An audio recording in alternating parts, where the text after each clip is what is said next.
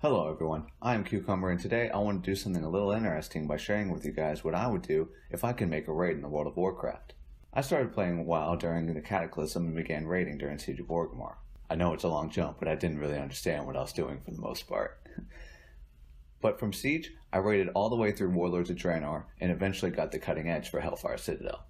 We are like 7th or 8th on the server, and shout out to Zul'jin US by the way. Getting back on track, I went on to Legion and cleared Emerald Nightmare on Heroic. It was then that I decided to stop playing for a while, and now I'm here asking myself, what would I do if I could make a raid? That's what this is.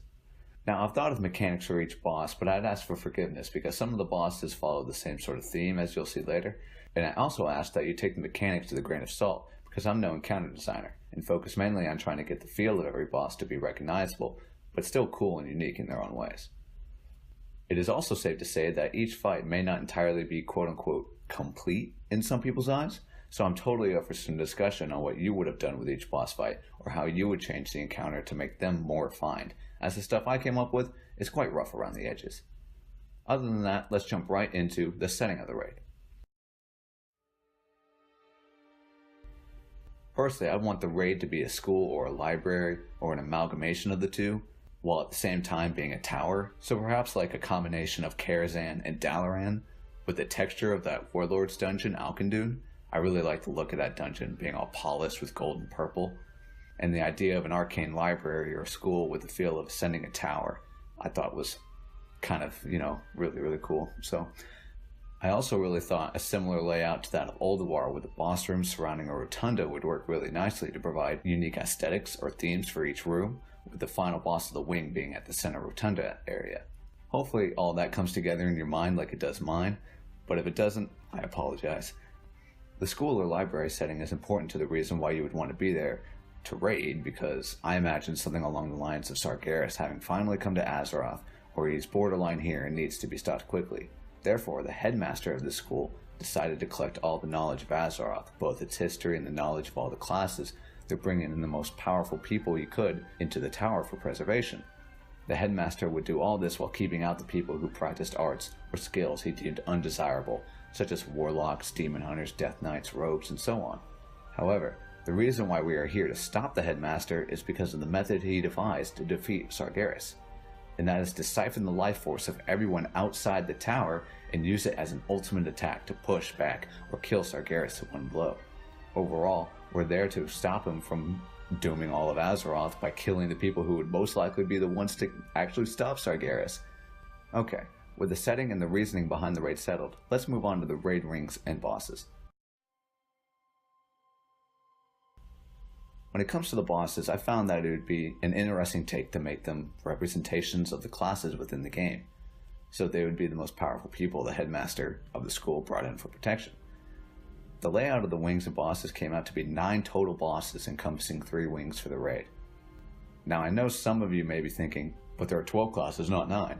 Yes, I know this, and you'll see how I implemented the excluded classes later. When it comes to the format describing the bosses and their mechanics, I'll start by going over the base normal heroic mechanics, didn't bother differentiating them, and then describe their mythic mechanics.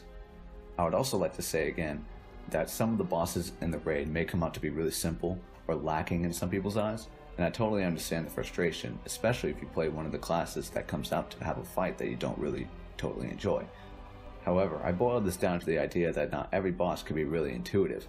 Not everyone can be an Archimonde, a Manaroth, a Garrosh, with pages upon pages of mechanics that last 10 minutes. But it's also not far-fetched to say that some of the classes have a lot more variation that allows a wider scope of mechanics while sticking to a main theme, like a Hunter with its 3 specs being quite different, but still fitting under one roof. Okay, I feel like I've set up quite enough, and let's finally get started with the first ring of the raid, which this video will go over. In the first wing you'll find, of course, the first 3 bosses, them being the Monk, the Patchwork-esque fight, the Mage, the Twin fight, and the Paladin, which is the last boss of the wing. Let's go over the Monk first. With the Monk being the Patchwork fight, he has a lot of health and a shortened rage timer, therefore a DPS check. Getting down to the mechanics, when discussing a Monk in WoW, there's really no way you could avoid beer not being brought up, so that is the main focus of the boss mechanics, beer. As something baseline for all the beer After drinking, the boss will gain 50 stacks of inebriation. That reduces his damage taken by 50%, reducing by 1% for each stack until he loses all of his inebriation, which diminishes over both time and having damage taken. So in a way, you're knocking the sense back into the boss. After all 50 stacks are removed, the boss will then sit down and drink his next beer. During this intermission phase, he'll take 25% more damage, thus giving you the actual time you'll be doing most of your damage. The boss will start the fight by drinking the first of his 3 types of beers that he has at his disposal, the Brewmaster beer. I'll just call them by the specs they represent. The Brewmaster will allow the boss to start tossing barrels at the raid randomly, and when they hit the floor, the barrels will break, leaving puddles of beer on the floor. If a player steps in the puddle, he will start gaining stacks of drunkenness, which at 5 stacks, equating to 5 seconds of standing in the beer, he will be thrown into a drunken rage, which MCs the player until enough damage is done to him. However, if someone's directly hit by a barrel before it hits the floor, it will immediately apply 5 stacks of drunkenness. So avoid the swirlies on the floor. You'll hear that a lot for this raid. The boss's second beer is Mistweaver. Once the phase starts, he'll summon 4 jade statues in the corners of the room, and they will begin channeling heals into the boss. To avoid the boss getting any healing, players will need to stand in front of the beams to absorb the outgoing healing. However, the beam will start stacking a calming debuff, which at 100 stacks will put the player to sleep for 30 seconds, so you'll have to go back and forth between players to absorb. The next and final beer is the Windwalker. This beer will give the boss the ability to do a spinning crane kick every 10 stacks of inebriation that is removed over time or by damage. This crane kick does reduce damage the further away the player is from the boss, which will always jump to the middle of the room to cast. The boss will then repeat the process going between the 3 beers until he dies or enrage occurs after he runs out of beer. Now the normal heroic fight right there is simple enough, but the mythic fight gets a little bit more interesting. The fight proceeds as normal in the mythic version until the boss reaches 30% health. That is when he decides to have a cup of coffee instead. Time for him to wake up. This is when the boss uses Storm, Earth, and Fire, summoning 2 adds, both at 30% health, which is equal to the boss's current health when he summons them. The adds share 20% of their own 30 with the boss, so once you get the main boss to 10%, the 2 summons will also be at 10%, but hurting the boss after that will not contribute to lowering the summon's health. This is where the next mechanic comes into play. The moment either the boss or one of the summons dies, very much like Ancient Protectors in Siege of Orgrimmar, a 20-second channel will start that will resurrect the fallen boss or add back up to 30%, which will indirectly heal the other 1 or 2 that did not die by 20%, as they share that initial health, as I said before. So I suggest killing them all at once. But let me get to what these adds actually do. Apparently, this coffee had some effects that bolstered the main boss so much to where he and his summons together do all 3 of the previous beer abilities without having to drink it. The main monk boss will stick with the Brewmaster ability, while the other 2 supplement for the Mistweaver and Windwalker beer attacks. Other than that, the fight goes on as normal, but all 3 abilities are active at the same time. Alright, that settles it with the monk. Now let's get on to the mage. The mage. This is what I'd consider the twin fight, one being frost while the other one is fire. Now once the fight begins, they separate to either sides of the room, covering their half with their appropriate magic. When stepping on either side, this will start adding stacks associated with that element up to 100. Both time and getting hit by the mage's attacks will increase the amount of stacks the players get. At every multiple of 25, the stacks will apply different debuffs to the player, and they're cumulative, so you won't lose the debuff you got at 25 stacks when you reach 50. Starting with the frost debuffs, at 25 your movement speed is slowed by 15%. A slow start at the beginning, in more ways than one. At 50 stacks, your haste is reduced by 10%. Still, not much to sneeze at. Getting to 75, the damage you receive from frost attacks will increase by 20%. And upon reaching 100, the player is frozen in a block of ice for 10 seconds. Once the block is broken, the player loses 10 stacks of frost back down to 90. So at this point, it will just be a constant freezing over and over until all of the frost stacks are removed. Now it's probably time for them to get over to the fire side. For the fire debuffs, at 25 stacks, fire starts to fall off the player, leaving a trail that causes fire damage and stack increases and can be avoided by moving. The trail also disappears after 5 seconds of being on the ground. Once the fire stacks reaches 50, a fire dot is placed on the player. This is more of a healer mechanic, if anything. And similar to the frost side, at 75 stacks, the amount of fire damage taken is increased by 20%. And finally, at 100, the player is set ablaze, causing disorientation for 10 seconds. And like the frost debuff, it reduces the amount of stacks by 10, going back down to 90 again. To remove your stacks wholesale, all the player needs to do is move to the opposite side. This will completely wipe away any stacks you had from the previous side you were on.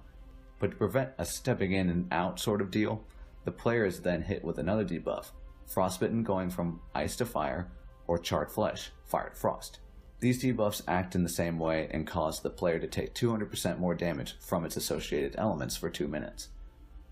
Now that we got all the boring stuff out of the way, time for actual mechanics. Returning to the frost side, there would be icicles that fall from the ceiling for the entire duration of the fight, so avoid the swirlies. There would also be a Frost Nova mechanic, which requires anyone on the frost side to jump to avoid. Otherwise, the player is then stuck to the ground until he jumps 3 times to break out.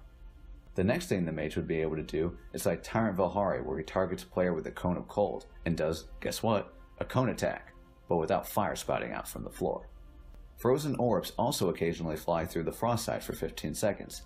If anyone touches the orb, the player receives some stacks of frost and spawns a water elemental that continues to attack the player, increasing stacks even more. Finally, the big hurrah is a channeled blizzard ability. This attack covers the entirety of the frost half, and anyone caught in the storm takes high damage and high stack accumulation. To avoid it, you have to stack up on the mage, as he is the eye of the storm, essentially. Moving to the fire side, there are not as many attacks you have to deal with or avoid, but I wanted to make the interaction with the mechanics a little more palpable at least. The fire mage starts off by sending some of his flame orbs up above the room to send out fireballs to the floor, essentially the icicle equivalent. If the fireballs hit the floor, they will put a permanent patch of fire where they landed. While the orbs can be destroyed, they are renewed after 30 seconds.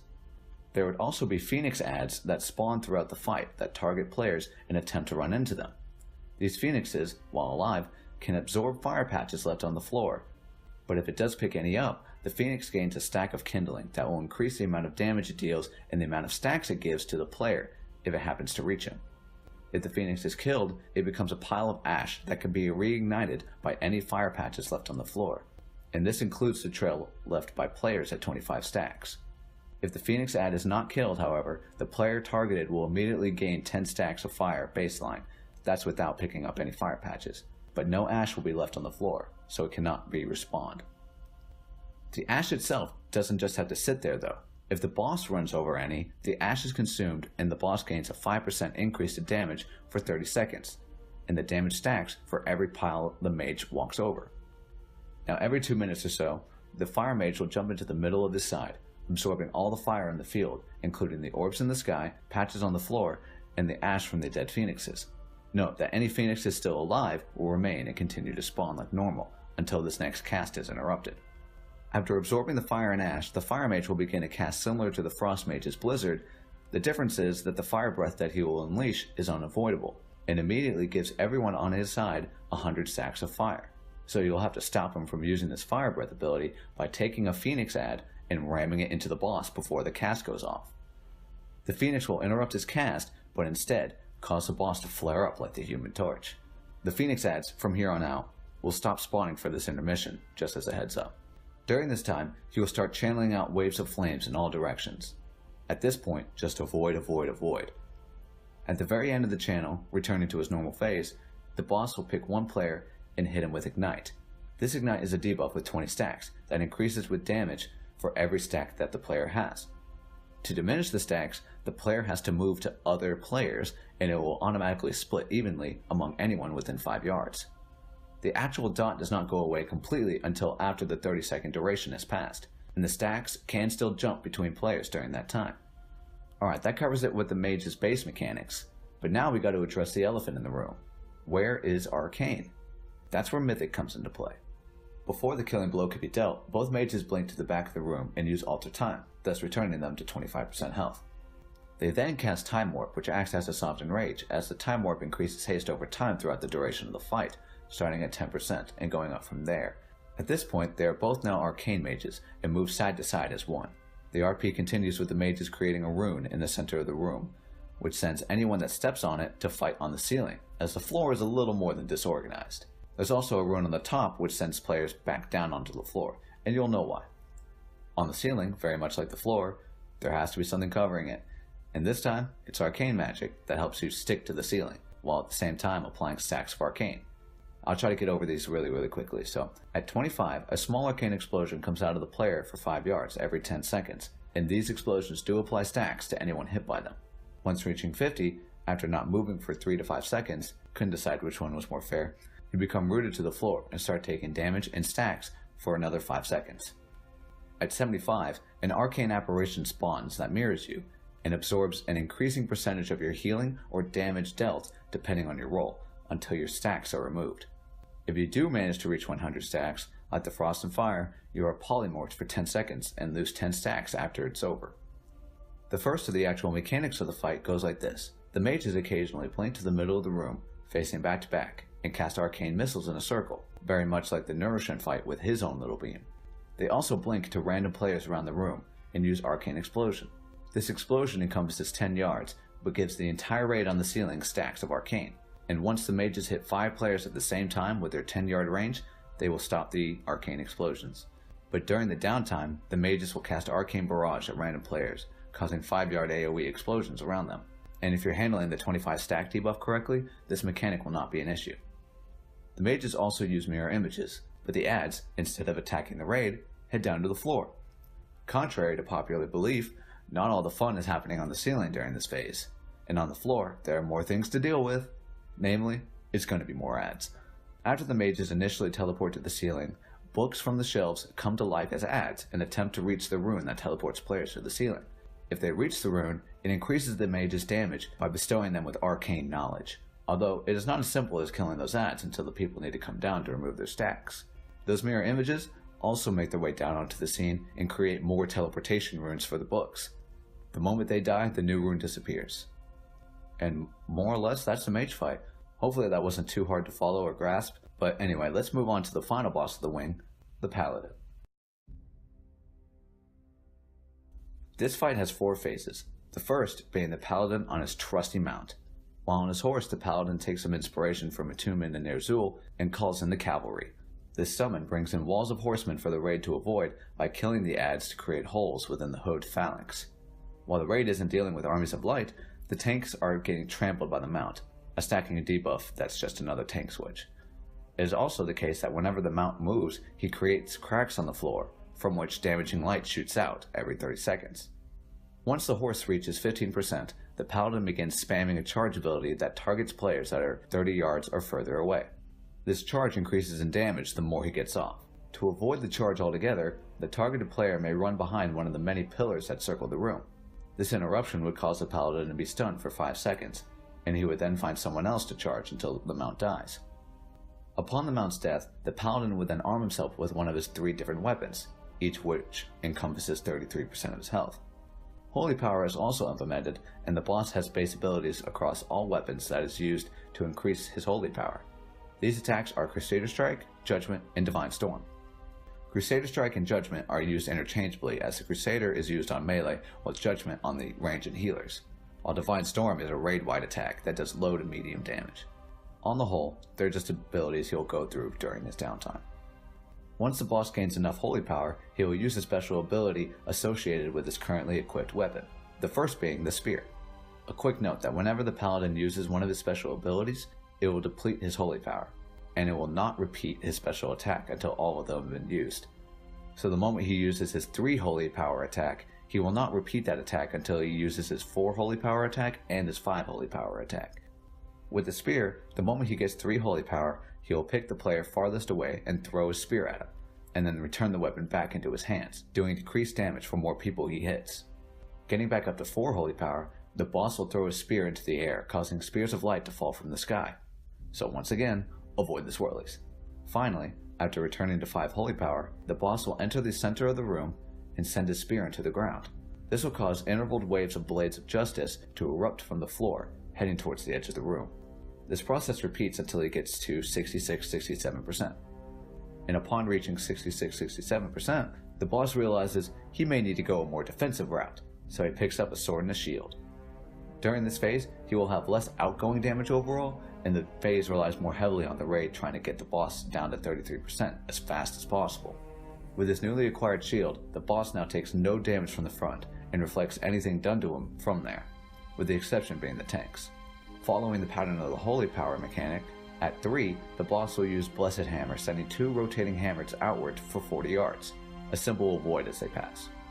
At 4 Holy Power, the boss casts Consecrate and leaves AoE on the floor similar to Ursoc. And at 5 Holy Power, the boss will cast Shield of the Righteous, which increases his overall defense by 20%. This ability stacks, but it is dispellable. However, the moment the shield buff is dispelled, the boss gains a 10% increased damage buff that lasts for the rest of the fight. All of this goes on until 33%, and he switches into his final weapon, the two-handed sword, and loses any stacks of Shield of the Righteous, while again keeping all the damage increase stacks. Finally, at 33%, the boss starts by using Avenging Wrath, another softened rage mechanic that allows passive Holy Power gains through time, and increases the generation speed the longer the fight goes. The boss also has Holy Fire emblazoned onto his new sword, and acts as the tank switch as it makes the target's hit take increased fire damage. One other thing that occurs during this phase is that flakes of light litter the floor as he attacks. Picking any up makes the player take 20% less light damage for 1 minute, and stacking with someone else with a buff stacks your buffs together.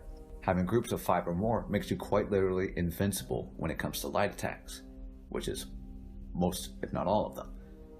But there is a caveat to this buff sharing. Stacking with anyone else reduces the total amount of time the player has the buff, and having 5 or more stacks at once immediately sets the timer for 10 seconds, even if the timer on a player is less than that, for fairness when it comes to a certain mechanic. Now on to his Holy Power abilities. They all have a similar theme with the stacking mechanic. At 3 Holy Power, the boss uses Wake of Ashes, a cone ability that does massive damage to anyone hit within it. Players need to stack on one another or avoid it altogether. But if the boss does not hit anyone with this wake, it does double damage and is raid wide. Secondly, at 4 Holy Power, the boss designates 3 players for an execution sentence, rooting them to the ground. This attack does massive damage, like all the abilities in this phase, and requires players to stack on those marked. Note, you wouldn't need 5 players to absorb all the damage from this attack, but it definitely affects the group if in the previous phase you dispelled too many times, giving them that increased damage. Finally, at 5 Holy Power, the boss realizes how you've survived using those flakes of light, so he then revokes all players of the buff and removes any flakes on the floor. It is then when he lifts his sword to bestow a final verdict of the raid. If you've learned anything from this phase, you could probably guess what you need to do next. Stack. But the closer you are to the boss, namely 10 yards away or less, the raid takes little to no damage, and you are granted a blessing by the light for your fearlessness, decreasing damage taken, increasing damage dealt, and increasing healing done for 1 minute. Once again, the process repeats until death, but it does get faster over time due to the Avenging Wrath and the passive Holy Power generation. Okay, wow, it's really daunting how that's only the base part of the fight. Now, Mythic. I hope you're excited as I am. Jumping right into the deep end with Mythic, I decided it would be better just to remove the mount phase in the beginning of the original fight, to avoid having a 5-phase encounter. Even I know that 5 is borderline overkill. So other than removing that initial phase, the fight goes on as normal until you reach the end, where the paladin dies uttering his last prayer in his dying breaths. Instead of the fight ending there, the paladin spirit lives on to fight one last phase, but not as a combatant. That is when an armored angel descends into the room, answering the paladin's call. The boss then equips a mace and a librum to provide heals for the angel. The angel itself has health equivalent to 30% of the boss's total.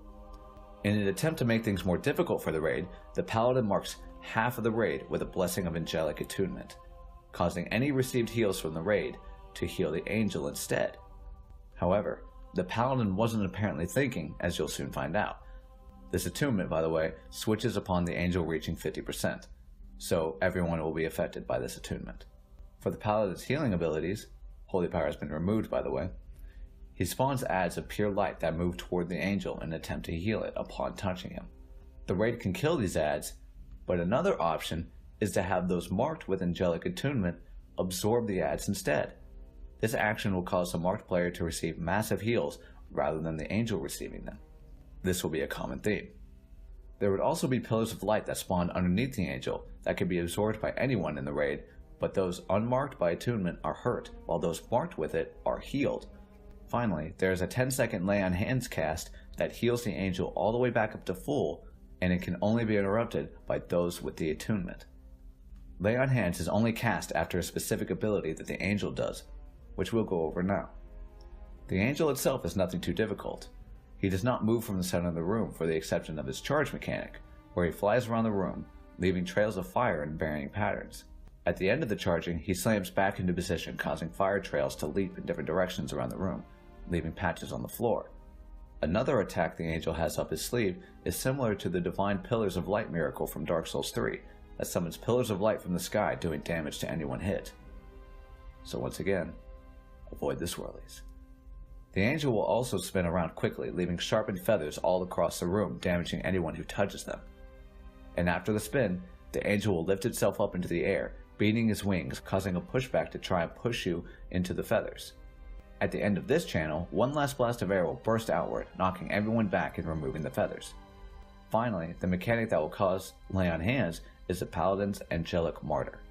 This attack is where the boss will sacrifice a portion of his health, let's say 10%, and he will split into dozens of smaller angels, where the miniature angels will fly themselves into the ground, causing 5-yard AoE explosions.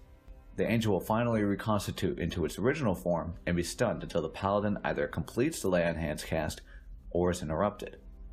I thought it'd be cool to have a little bit of strategy there, as you'd want to hold off interrupting the Paladin's cast to keep the angel stunned a bit longer.